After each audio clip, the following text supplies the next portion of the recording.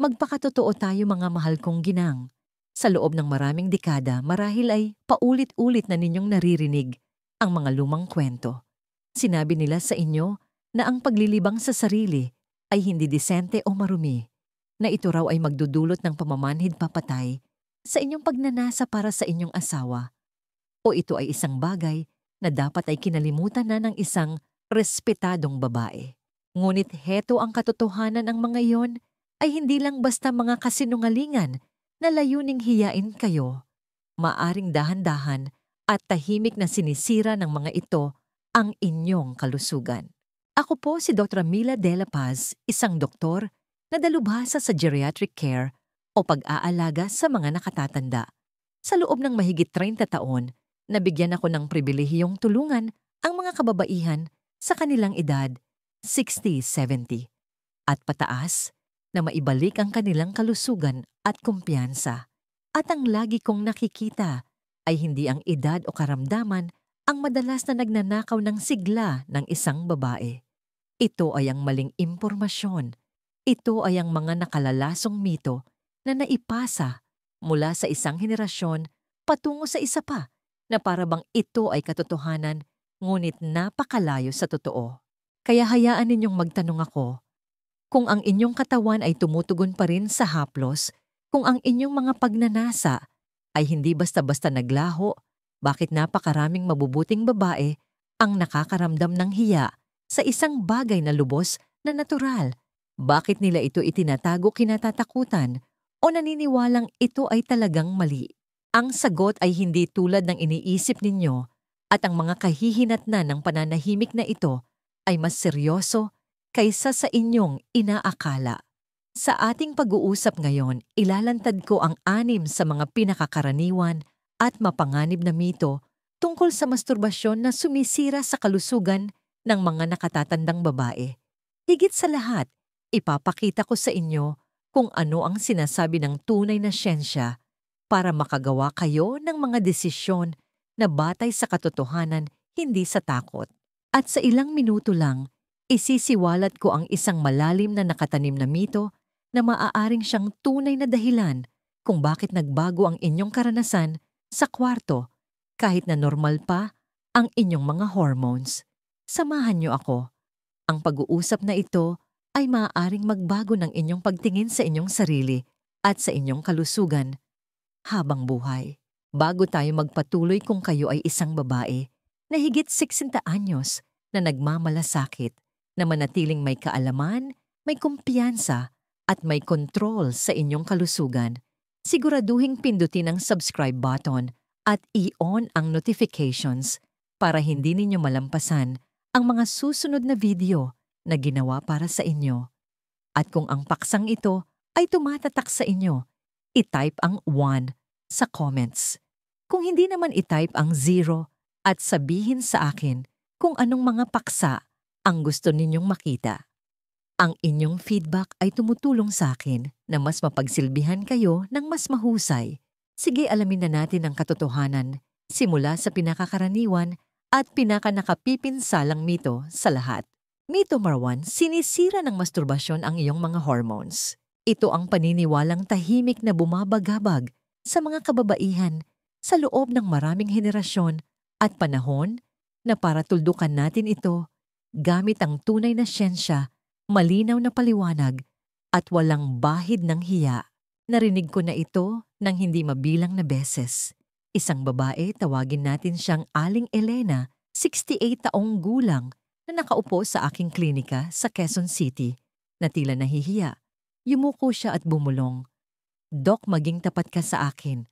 Ang paggawa ko ba nito ay nagpapalala sa mga sintomas ko ng menopause? Ginugulo ba nito ang mga hormones ko?" Ang tinutukoy niya ay masturbasyon, at sa likod ng tanong na yon ay isang malalim na takot, isang takot na ang pribado at natural na gawaing ito ay nakakasama sa kanyang katawan. Hayaan ninyong sabihin ko sa inyo ang eksaktong sinasabi ko kay Aling Elena. Ang takot na iyan ay batay sa isang mito, hindi sa medisina. Wala pong kahit anong siyentipikong ebidensya na nagpapakitang ang masturbasyon ay may negatibong epekto sa inyong mga hormones sa pangmatagalan. Sa katunayan ng kabaligtaran ang pansamantalang nangyayari. Kapag kayo ay nasasabik naglalabas ang inyong katawan ng isang kahangahangang halo ng mga kemikal tulad ng oxytocin at dopamine. Pagkatapos ng orgasm, ang mga stress hormone tulad ng cortisol ay maaaring bumaba. Hindi nito sinisipsip ang pundasyon ng inyong hormones o ginugulo ang balanse nito. Ang inyong katawan ay napakatalino. Alam nito kung paano ayusin ang sarili at ang paglilibang sa sarili ay hindi nagdudulot ng kaguluhan sa sistemang yon. Ngunit heto ang tunay na panganib ng mitong ito. Hindi ito tungkol sa epekto nito sa inyong katawan. Ito ay tungkol sa epekto nito sa inyong isipan. Nakakita na ako ng mga babaeng huminto sa masturbasyon dahil sa takot na nagdadala ng mabigat na pasanin ng pagkakasala para sa isang bagay na ganap na natural. Sa paglipas ng panahon, ang kahihiyang iyon ay unti-unting sumisira sa kanilang pagpapahalaga sa sarili. Nagsisimula silang pagdudahan ang kanilang sariling katawan. Kinukumbinsi nila ang kanilang sarili na sila ay sira. At ang paniniwalang yun ay mas malaki ang pinsalang nagagawa kaysa sa anumang pisikal na bagay. Naiintindihan ko kung saan ito nanggagaling. Ang mga henerasyon ng kababaihan ay tinuruan na ang kanilang sexualidad ay isang bagay na dapat kontrolin o itago. Ngunit hindi ito sinusuportahan ng siyensya. Ang sinusuportahan nito ay ito ang malusog na pagpapahayag ng sexualidad, kasama man ng partner o mag-isa, ay maaaring maging isang mahalagang bahagi ng isang balanse at malusog na buhay sa anumang edad. Ngayon, kung nagulat kayo dyan, hintayin ninyo ang susunod na mito.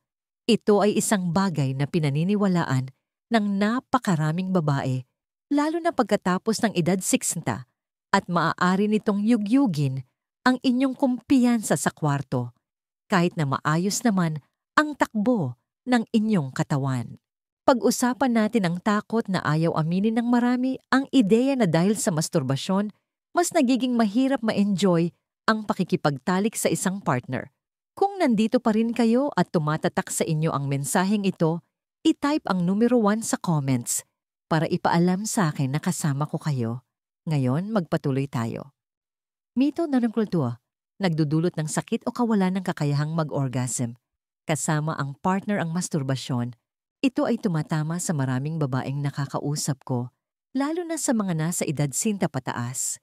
May sandaling pag-aalinlangan at pagkatapos ay lalabas ang tanong puno ng pagkabalisa.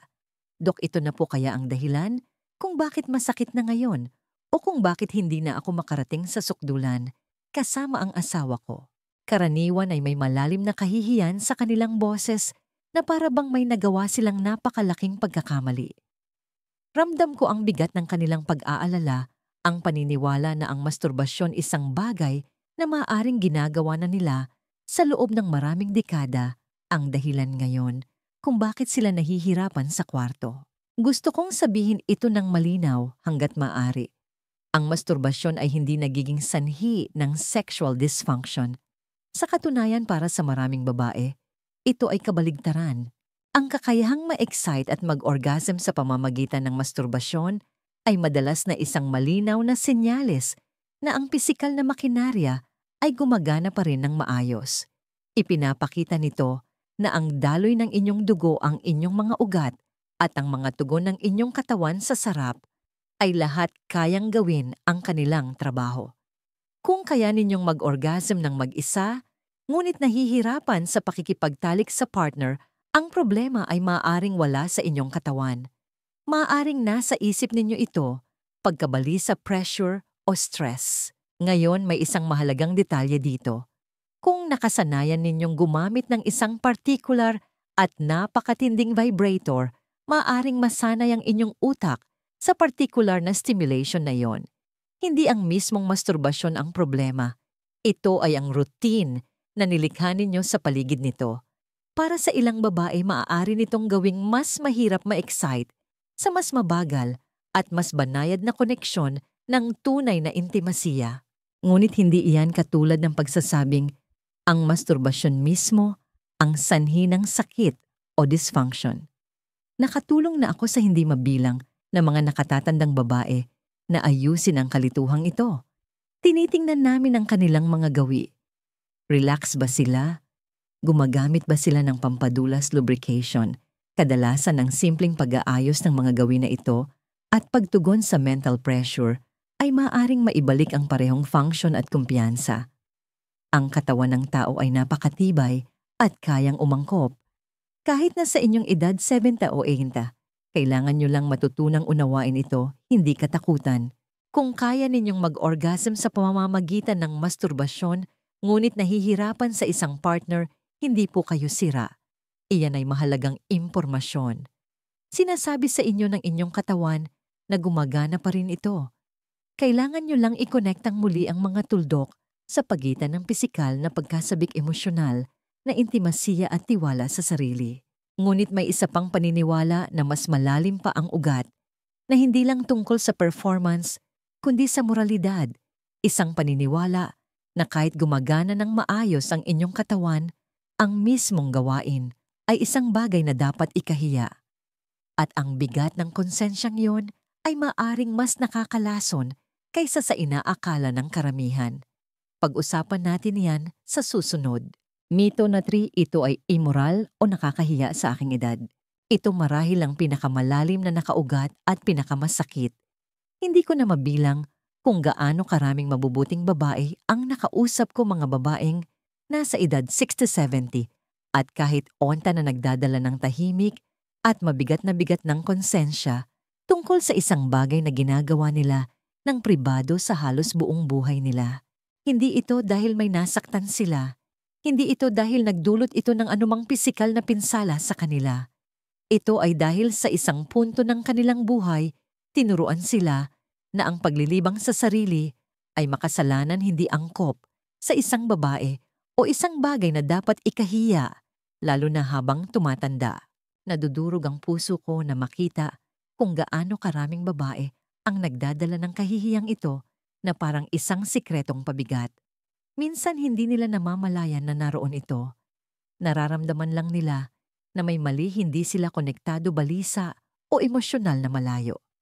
Kapag sa wakas ay napag-usapan na namin ang kanilang sexual health, dahan-dahang lumalabas ang katotohanan, isang paulit-ulit na pakiramdam na may ginagawa silang mali sa simpleng pagtugon lamang sa kanilang sariling katawan.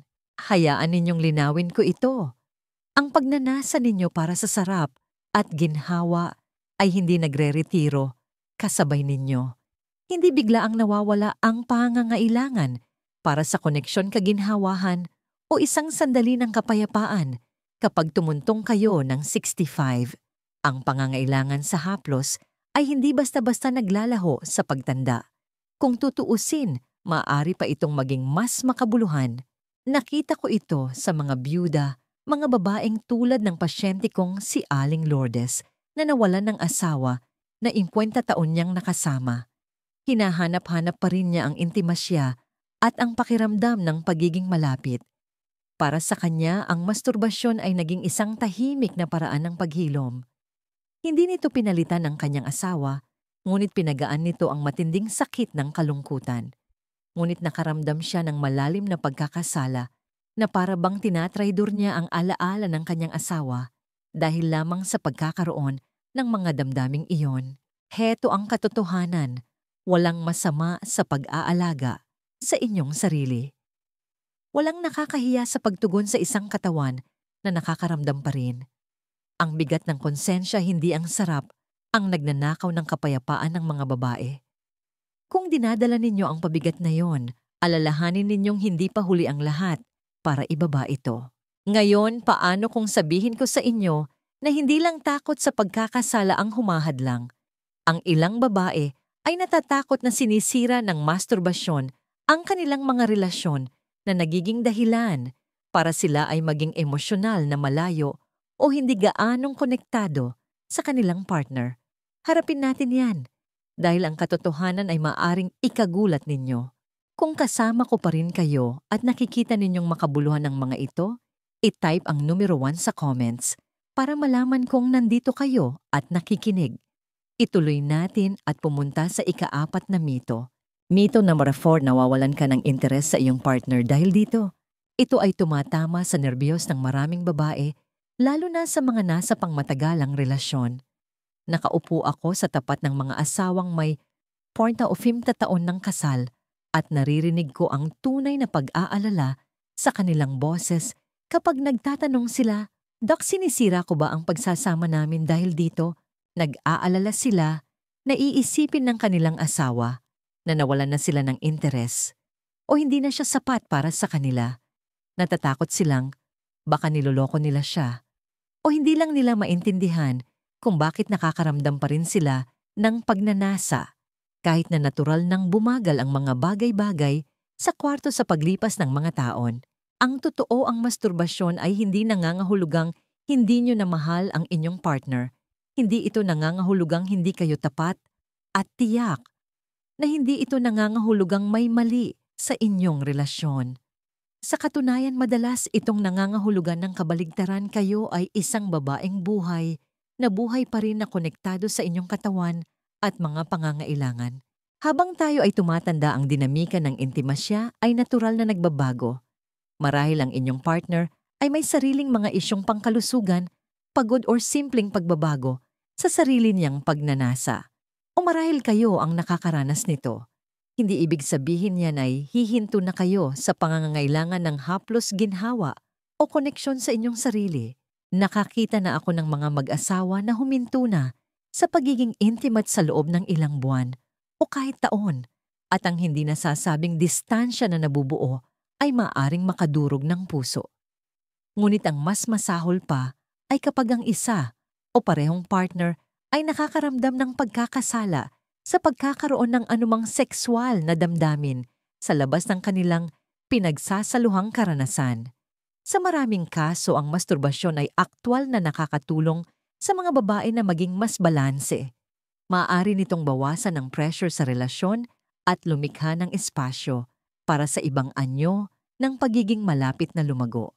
May mga mag-asawa pang ang natuklasan na ang pagiging bukas tungkol dito ay mas naglapit sa kanila. Maaari itong magsimula ng mga bagong pag-uusap, bumuo ng tiwala at payagan ang parehong partner na tuklasin ang intimasiya sa kanilang sariling mga termino. Ang nagdudulot ng tunay na distansya ay hindi ang masturbasyon. Ito ay ang katahimikan. Ito ay ang kahihiyan. Ito ay ang pag-aakala ng pinakamasama sa halip na magsalita ng tapat at may pagmamahal. Gayunpaman, naiintindihan ko ang takot. Kapag ang mga babae ay nakakaramdam ng disconnection, sinisimulan nilang questionin ang lahat, kasama na kung may pisikal na nagbabago sa kanila. Nag-iisip sila kung ang kanilang sensitivity ay kumukupas o kung sila ay nagiging manhid.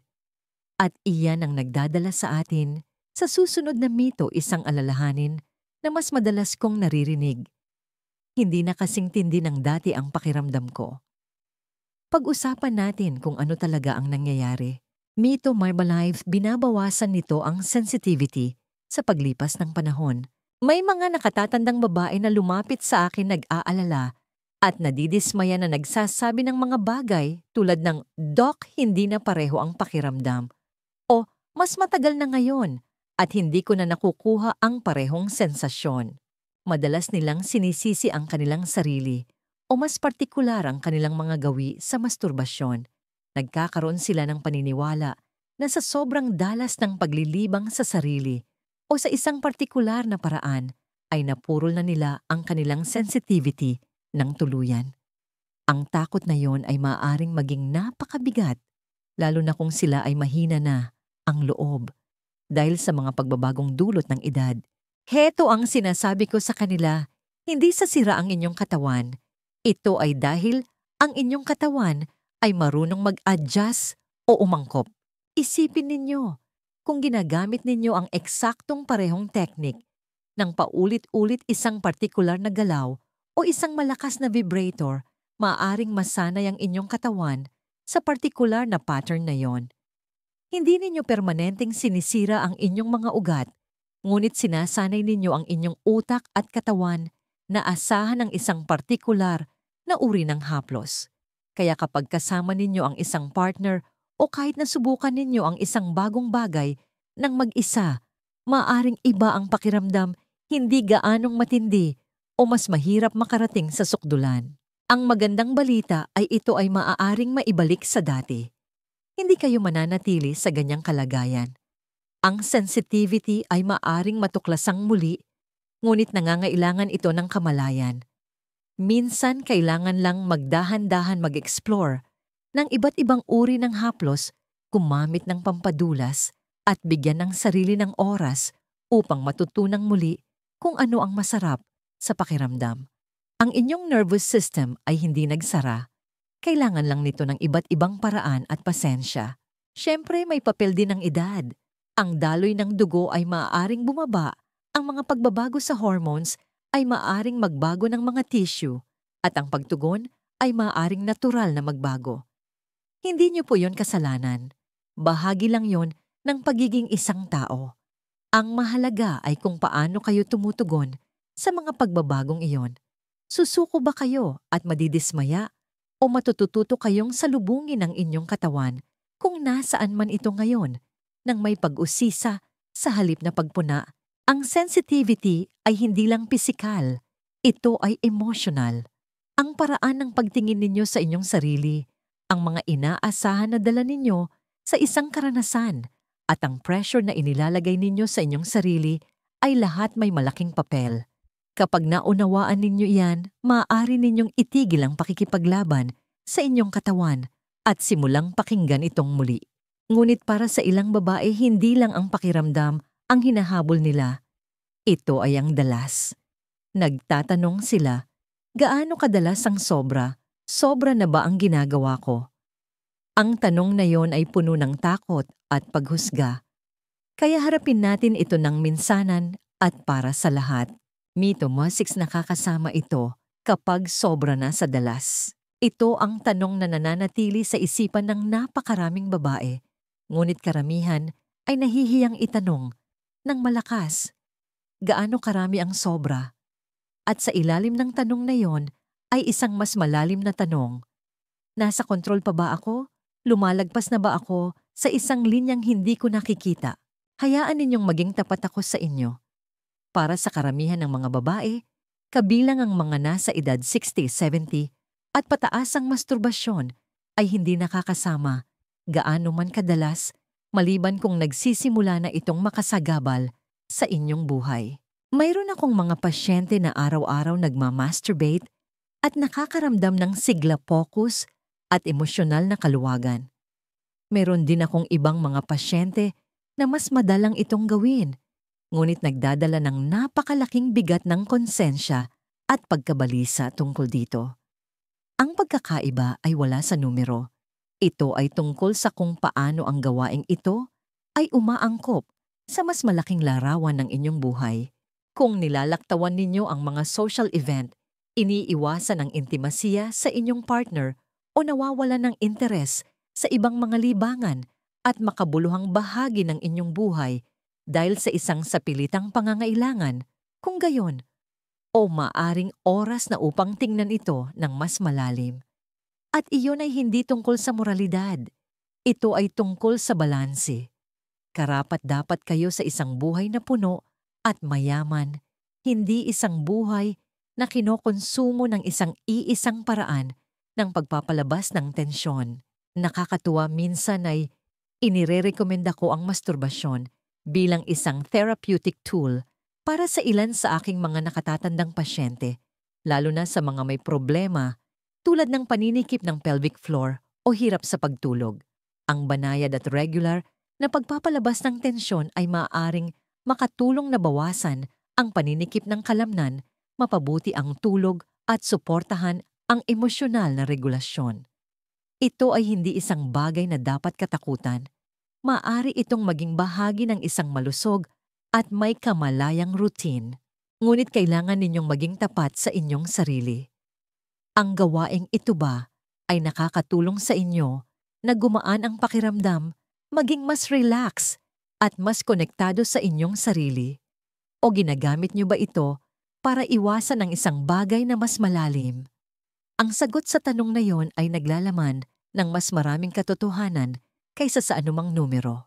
Kung kailanman ay nag-isip kayo kung ang pribadong bahaging ito ng inyong buhay ay isang bagay na dapat itago katakutan o kalimutan, na sana ay nakapagbigay sa inyo ang pag-uusap na ito ng isang bago at mas malusog na paraan ng pag-iisip tungkol dito.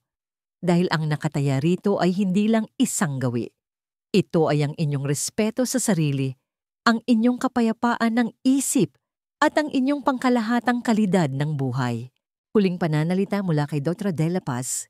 Kung nakaabot kayo hanggang dito, nais kong magpasalamat sa inyo.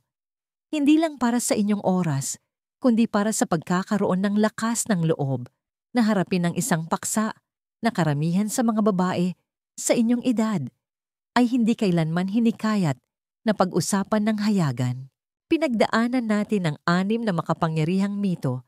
Ngayon ang takot na ang masturbasyon ay nakakagulo sa hormones, nagdudulot ng sexual dysfunction immoral, nakakasira ng relasyon, nakakamanhid ng katawan, o isang bagay na maaari mong gawin ng sobra. Bawat isa sa mga mitong ito ay may dalang mabigat na pasanin. Kung hahayaang hindi mapabulaanan, bawat isa ay maaring dahan-dahang kumain sa inyong kumpiyansa, sa inyong emosyonal na kagalingan, at maging sa inyong pisikal na kalusugan. Pagkatapos ng mahigit 3 dekada ng pakikinig sa mga babaeng tulad ninyo, mga babaeng nagpalaki ng pamilya, nagtayo ng karera, at nag-alaga sa lahat ng tao, may natututunan akong isang mahalagang aral sa buhay na nais kong ibahagi. Ito ay ang pagtanda ay hindi inaalis ang inyong karapatang maging buo. Hindi nito binubura ang inyong pangangailangan para sa koneksyon at tiyak na hindi nito kinakansela ang kakayahan ng inyong katawan na makaranas ng sarap at kapayapaan. Wala po kayong dapat ihingi ng tawad kaninuman dahil sa pagiging tao. Para sa maraming babae, lalo na sa kanilang mga huling taon, kung kailan ang intimasiya ay maaring iba na ang hitsura kaysa dati, ang masturbasyon ay hindi isang senyales ng kahinaan o kalungkutan. Maaari itong maging isang malalim na anyo ng self-awareness at pag-aalaga sa sarili. Kung nabubuhay kayo sa ilalim ng bigat ng mga lumang mitong ito, lubos kong inaasahan na nakatulong ang pag-uusap na ito na pag-aani ng ilan sa pasaning iyon. Sana ay binigyan kayo nito ng pahintulot na tingnan ang inyong sarili ng buo at tapat ng walang hiya. Mahalaga ang inyong kalusugan. Ang inyong isip, katawan at emosyon ay lahat karapat-dapat sa respeto at pangangalaga.